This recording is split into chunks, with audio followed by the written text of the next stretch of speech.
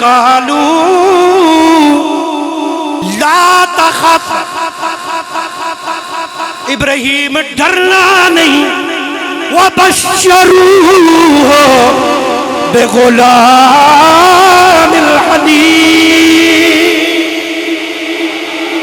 یار نہ بولے تو مجھے دکھ لگے گا، فرشتے خدا نہیں غیر اللہ ہے، لیکن کہتے کیا ہے، اے خلیل ڈرنا نہیں، رب کائنات آپ کو پیارے بیٹے کی بشارت دے رہا ہے۔ ابراہیم علیہ السلام دس کے جا رہے ہیں جی تہاڈی بیوی دے پیٹ وچ جو ہے اے جاکت ہے، کون ہے تے دستا کون ہے؟ فرشتے۔ تے جدو پیدا ہوئے تے اس کا نام رکھنا ہے اسحاق۔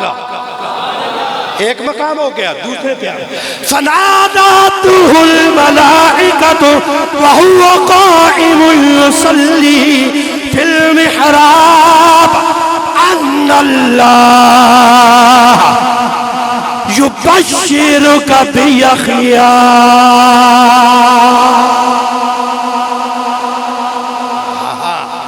حضرت زکریا علیہ السلام محراب میں کھڑے ہیں، دعا مانگتے ہیں، یا اللہ سونا جا پتر دے، سونا جا پتر دے، یا اللہ سونا جا پتر دے۔